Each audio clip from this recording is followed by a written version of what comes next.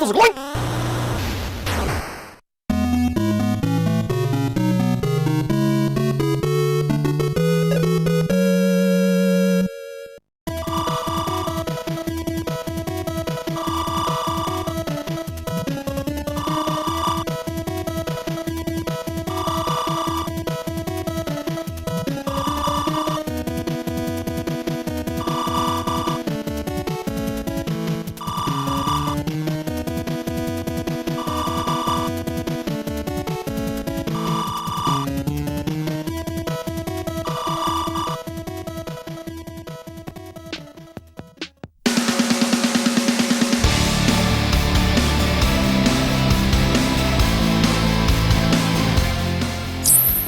don't have to tell me, Sonic, I heard you the first time. Yes, Sonic, I know. I know, just don't worry, just sit right there, we're gonna figure this out, alright? Hey boys and girls, it's your good buddy Djclyve, and once again I'm here to talk about old people shit. Today I am referencing the Nintendo Entertainment System. Yeah, y'all may be familiar with it playing with the Virtual Console on the Wii, but unless you grew up with it, you have no idea just how much Nintendo ruled the world. Everybody who was anybody owned an NES, and compared to the games we used to play on the Atari 2600, these graphics were mind-blowing! There were games that told stories, there were more faithful ports of popular arcade games, and there were all sorts of merchandisable characters spawned from this medium. We hardcore gamers loved Mega Man, we loved Simon Belmont, we loved Samus Aran and the Mother Brain, and this new crop of unique characters were well deserving to jump mediums from video games to the small syndicated screen. Most of you, I'm sure, are too young to remember Saturday Supercade. This aired in the early 80s, and it featured cartoons based on classic arcade games like Frogger, Donkey Kong, and Kangaroo. Yes, even Kangaroo got its own show! This block of video game-themed shows did pretty well, as I recall, lasting about 2 seasons. Just a side note, if you know any way to get a hold of these shows on DVD, I'd be eternally grateful. So, there's no reason why this couldn't be repeated. So here we have Captain N, the Game Master. And what makes this idea even more cool is that you got all the characters from all the different games together in one show! Yeah, Sonic, I'm getting to it now. So, in my youth, I was a serious Nintendo mark. You couldn't tear me away from my NES. And when this show came out, I thought it was the greatest thing to ever happen in the history of history. I was spoon-fed again and again, and I didn't question what I was ingesting. Even if, deep down, I knew it was a turd, I ate it with a smile. So, I'm going into this review with a bias, which is not good. So the Sonic Screwdriver suggested something to me. I grade this show now based on my bull-headed opinion of it, but as I review this show, if I notice any hiccups along the way, things I would consider faults in any other review, I'll do my best to alter my grade accordingly. So my personal score is...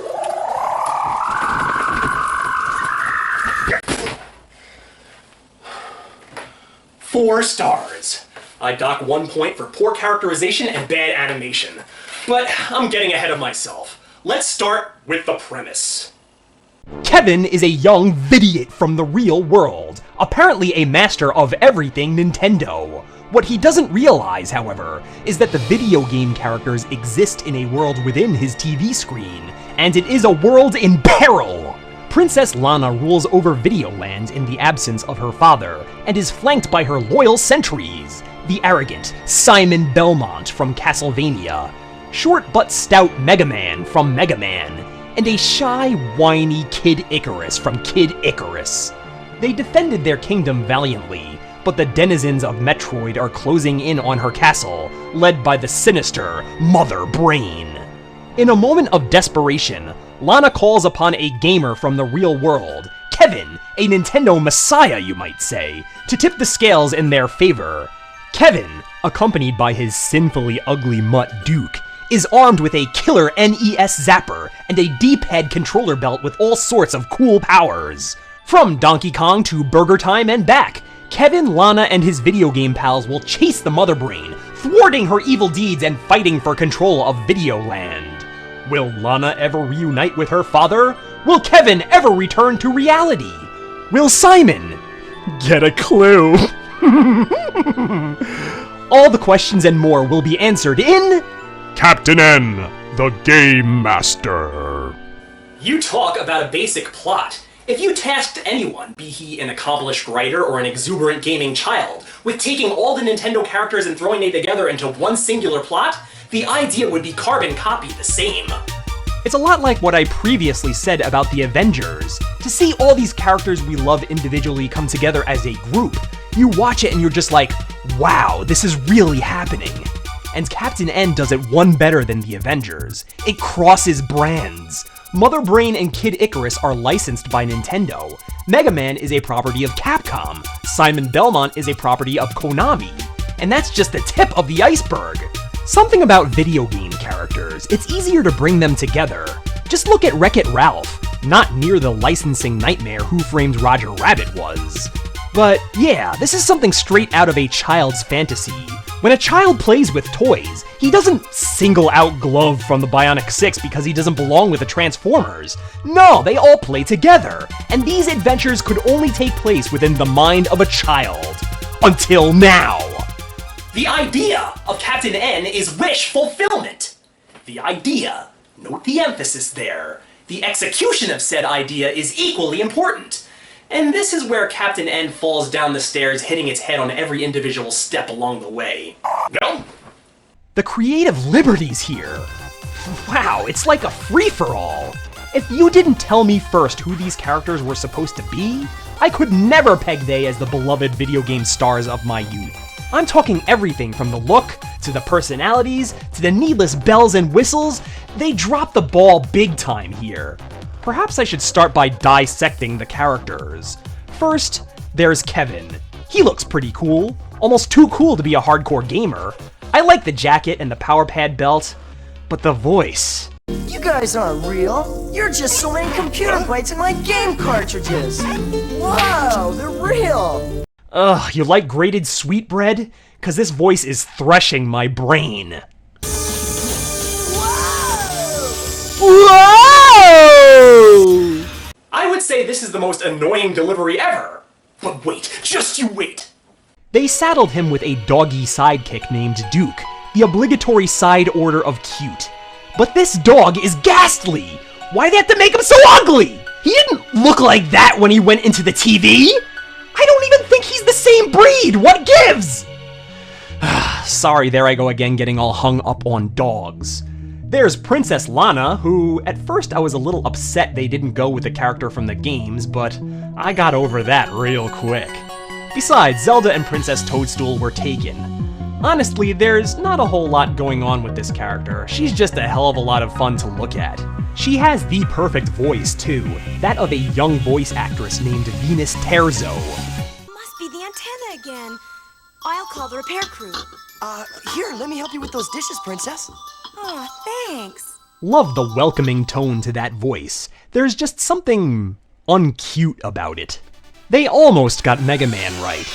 I see why they had to give him that dumb visor, because just look at what he'd look like without it. Man, that's a massive head. By no means am I giving Mega Man's look a pass, but just think, it could have been much, much worse. Ugh. But what I don't get is why they couldn't make him blue! He's the blue bomber! Where's the green come from? Does he have the leaf shield equipped? As for the voice, I don't know, I guess it's alright. If you're gonna make him a little person, you may as well have him speak like Billy Barty. I could still hear you guys complaining about my leniency on the voice, but just think, it could have been much, much worse. Dr. Light, how's it going? Will it be okay? Recover all the energy immediately, Mega Man. Kid Icarus. Let's see, we're on episode 10? As of this episode, this is the most annoying thing I've ever had to explain. His voice. That squeaky, shrill voice. There's someone at the door, Gus. It's like his balls are in a constant state of dropping and rising again. That stupid speech impediment of adding icus to the final word of every sentence. Stupid as holy fuck! What does that mean? Are you trying to make everything sound Greek? The kind of way racist people always add the letter O to their words while attempting to speak Spanish? You no speako English? Are there Greek people out there? Is this offensive? It sounds offensive to me! This character is meant to be cute, but is such a whiny puke. He is useless to the point where he makes Orko look like John Rambo!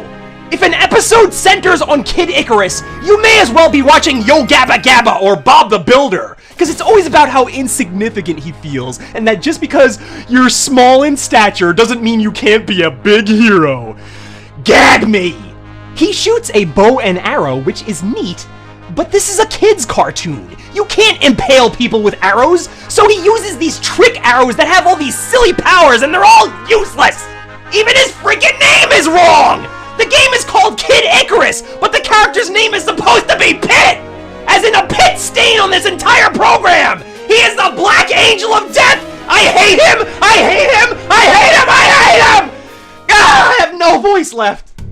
And then there's Simon Belmont. Here's the guy they bastardized the most. In the games, Simon was as serious a character as you could imagine, just one in a long lineage of Belmonts, cursed to rid the world of Dracula and his influence, armed with little else but a whip. The Simon Belmont we see here is a vampire hunter extraordinaire, a tanned pretty boy obsessed with his own appearance who repeatedly creeps on Lana. He kinda reminded me of Guy Smiley from Sesame Street. He's got that game show host quality to him. I'm gonna make a lot of you angry out there, but I kinda like this. For one, you can't have serious Simon Belmont hanging out with this team of absolute loons. Remember when they tried to do that with the Power Team? Never mind, I just asked you to remember the Power Team.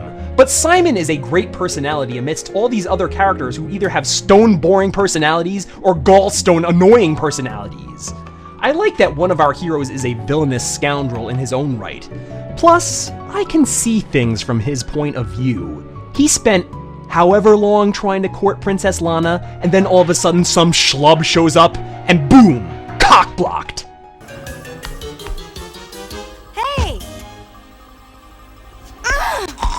Furthermore, I love the Castlevania games, but I don't have this loyal devotion to the Simon Belmont character, so believe it or not, I have no problem with this. No doubt he's the second best character here. As for the best, look no further than the Mother Brain. This voice. Then I'll be the beautiful queen of Videoland!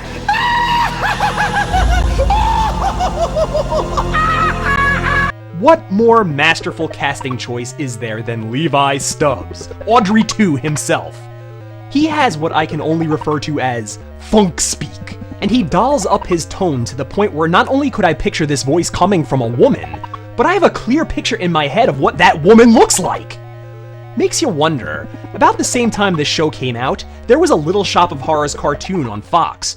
Why didn't they get Stubbs to reprise his role as Audrey 2? Word, Little Shop. Oh, right, because the plant has to rap now. Stupid shit. Everything about the Mother Brain, from the voice to the character and to the cool design, is spectacular.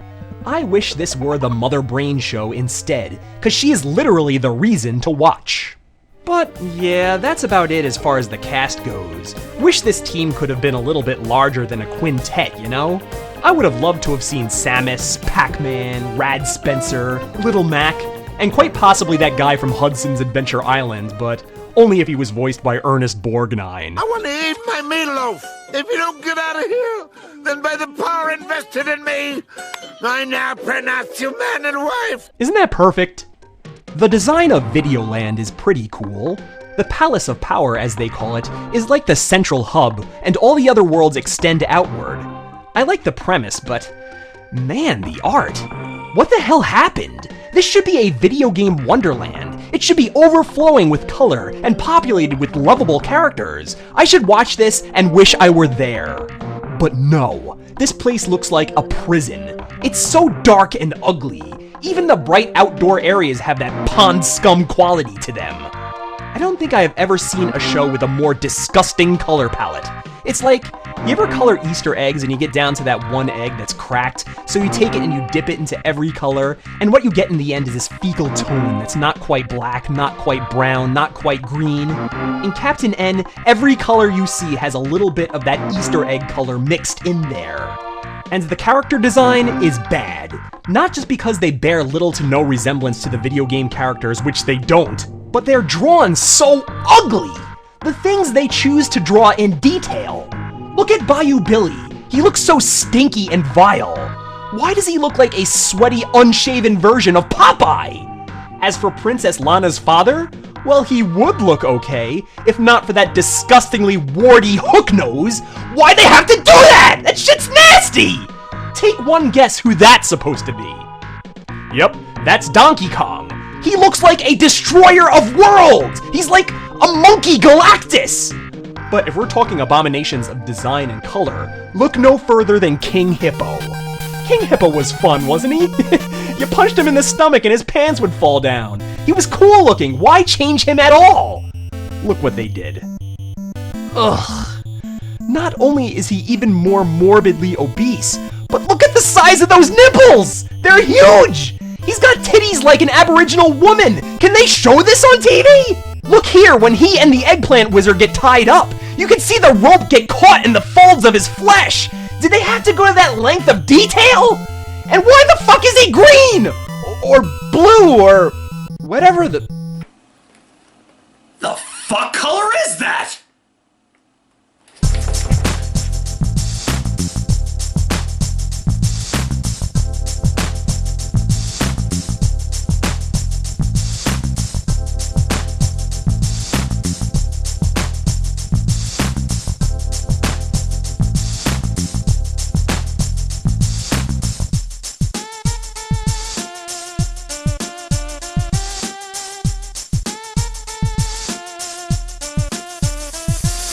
Well, according to the good folks at Bayer, the official name for the color of King Hippo is...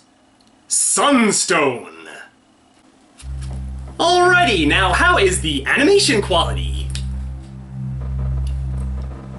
That's funny, I would swear this score would have dropped another half a point at least.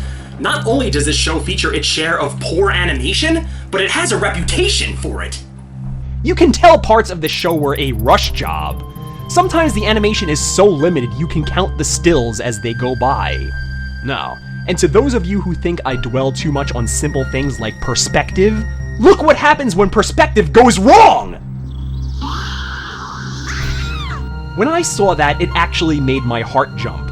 For a split second, Lana turned into a pig woman! I don't know, maybe she just photos bad from that angle. And then there's the infamous Bayou Billy episode, where you actually see the background drop in and out. We are talking new levels of carelessness here. But that being said, this show does have some shining moments here and there. Top to bottom, the first episode looks great. I especially love the scene where our heroes are fighting through the world of Metroid. Look at that! That's pretty freaking cool. It really does look like they're in a video game. If only the rest of the show looks like this. And then there's the scene where Kevin is battling that telephone-looking thing in Megaland. Come on, you gotta admit it, they did a good job here. I remember having to kill that thing in the Mega Man game. If you had to flesh out that battle, yeah, it would look like this. And this episode, The Most Dangerous Game Master, where a former friend of Kevin's comes under the employ of the Mother Brain, looks plain awesome, start to finish. Yeah, the art is still ugly, but even the ugliest art can be animated beautifully. In my opinion, the show's greatest high is this musical interlude where Kevin is racing Mean Mike Vincent through Castlevania. The animation is stellar, the action is spot on, and the music!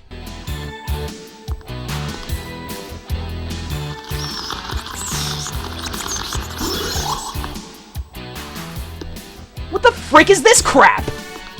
Oh, yeah, that's right, I forgot. Captain and the Game Master used to have these musical montages, and these montages featured licensed music, popular songs from back in the day. Not the legit versions, but D-grade Drew versions of the songs. The Super Mario Bros. Super Show did the same thing, if you'll remember. Apparently they couldn't sell this DVD without it becoming a licensing nightmare over this music, so they had to redub all the musical montages with this jaunty tune!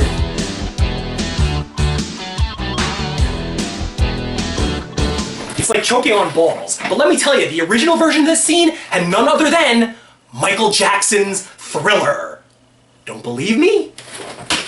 I have proof!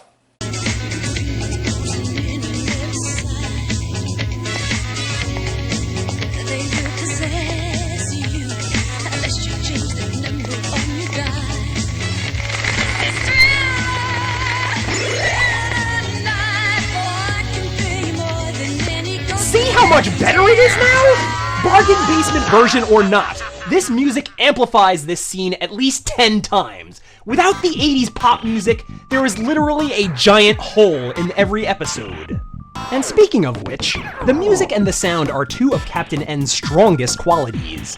Yeah, the show's original music is unremarkable at best, but every once in a while they'll throw a video game remix at ya, and you'll be all like, oh, I know that one, that's from Castlevania 2!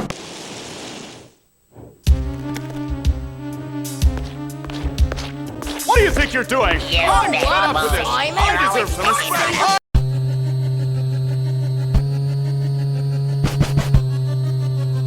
For an avid video game fan such as myself, that's a glee you're not gonna find anywhere else. What I always found strange is the amount of Super Mario Bros. Music featured here. Same thing goes with all the sound effects. Every video game sound here, though welcome, is vintage Super Mario.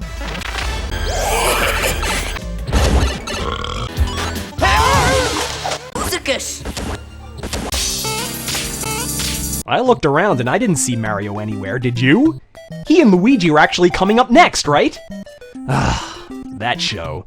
Stay tuned, ladies and gentlemen. The plot lines of the first season are okay and all. Nothing really stands out too much. The stories are really kidified. I suppose this was made in that retro era where all the cartoons needed some kind of moral.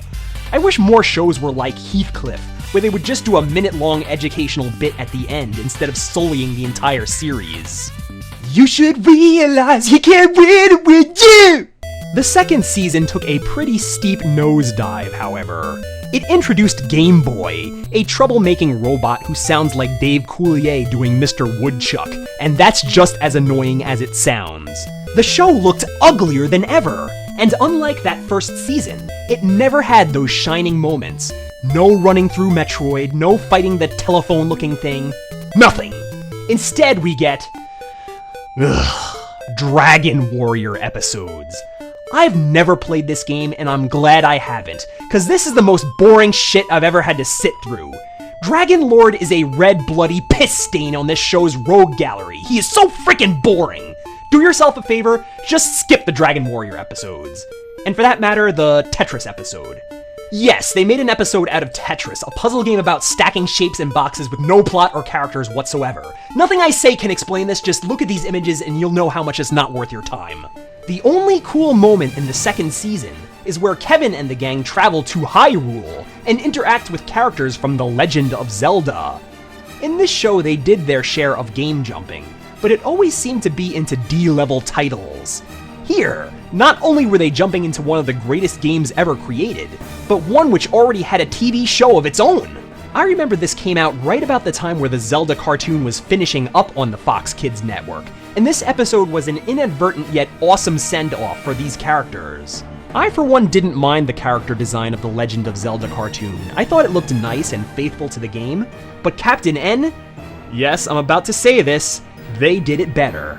Link looked older and more mature, I guess modeled after his adult form from The Adventure of Link. Ganon looked a hell of a lot more terrifying. And Zelda? Well, Zelda kinda stayed the same, but 2 out of 3 ain't bad. And the best part? They kept all the original voices! In a show overloaded with character crossovers, this is one that felt fresh. Yeah, the episode itself wasn't that great, but still, good on you for this, Captain N. This was a nifty bit of fan service. And lastly, there's the final season. Blah. The thing that we'd all like to forget about. This is when the show got a redesign. Oh, we thought the show was starting to get stagnant, so we switched things up to keep things fresh. You all know what that means, right? Simpler character models for simpler animation. Cost-cutting measures, it's gotta be! It happened with Bill and Ted, it happened with Batman, and it happened with Captain N. But the difference here is that the show didn't look that great to begin with. So when that shit starts to roll downhill, it rolls up dirt and mud and crap like a goddamn Katamari. Look what they did to Simon. Oh man, they turned him into DJ Cat. Why does he look so cute? And for that matter, why couldn't they make the dog cute while they were at it? Mother Brain looks like Chicken Scratch. It's like moving something from 16 to 8-bit. All the detail is gone. She barely looks like a brain anymore. She may as well be Mother Gum. Mega Man might be even worse! It looks like something you'd get if you tried to copy a picture of Mega Man from the original series, but used your non-writing hand. Everything is so blocky, undetailed, and hazy. And to make matters worse, the game references are practically nil! And yeah, the show hasn't exactly been batting 1,000 and capturing the magic of the source material, but you kinda got the idea. The world of Metroid featured Scree and Kraid. Castlevania had those annoying mermen, and Hyrule featured Moblins, Horsehead, and Iron Knuckle. Sometimes it was a stretch, but you could see the game in there somewhere. Here, there are times where they don't even have that. They're going on something as simple as a title. Here's an episode based on Final Fantasy. Final Fantasy! A game ripe with characters, enemies, an entire world to pluck ideas from. What did they do? Ooh, fantasy? How about a scary witch? That's a fantasy character, right? Witches? Fantasy! Has there ever been a stereotypical green witch in a Final Fantasy game? No! Never! But that don't matter, right? Because, number one, this is quote-unquote based on Final Fantasy, i.e., we said the words Final and Fantasy. And number two, the kids are going to love her wisecracking talking broom! Now all we have to do is sneak into the castle, find the crystal, free Kevin, and save the kingdom. Ooh, I'll be counting the seconds. Zing! Now that's top-notch writing! Louis C.K., eat your heart out! Moving right along, there is an episode based on the story of Robin Hood. What are we, Gumby? Are we going into books now? Google search this, ladies and gentlemen. Unless they are entering the game based on the movie Robin Hood, Prince of Thieves, there was no NES Robin Hood game at the time this was made. And I'm not seeing Kevin Costner anywhere. Unless it was one of those unlicensed Tengen carts that slipped under my radar. But I'll tell you who is here, Larry Bird and Bo Jackson, both in their own sports-themed episodes. Well, this is a total mindfuck.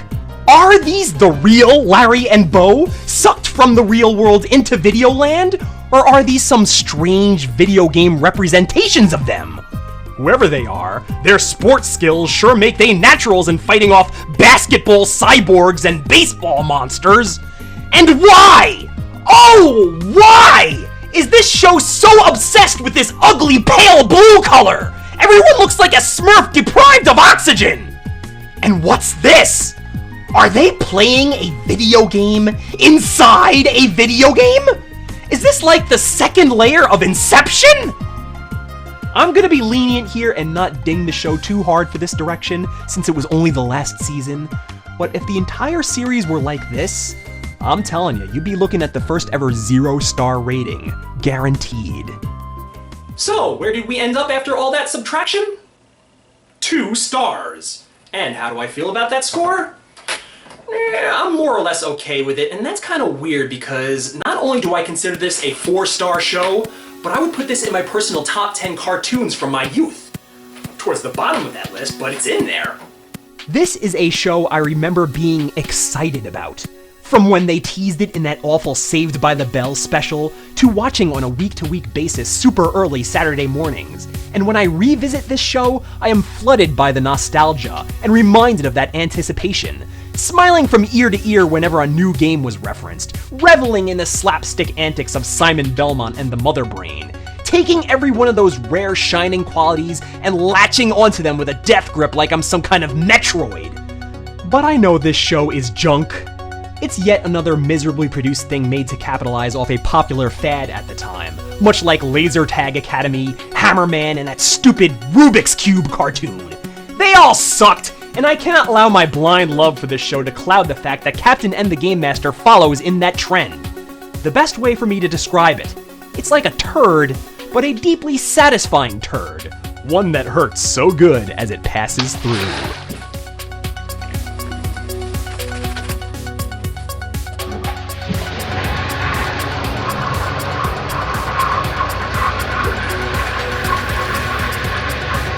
So, this is your good buddy Djclyve saying, until next time, I'll see you in Limbo, I guess.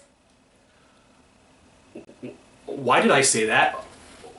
I apologize. Jeez, I must be losing my mind. What the fuck's wrong with me? What's wrong with me?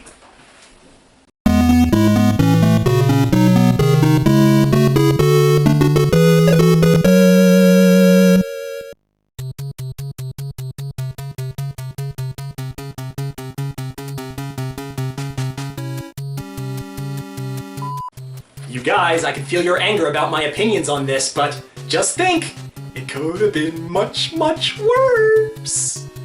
Oh man, I gotta go watch some NFL football and work on my car or something. Muy much.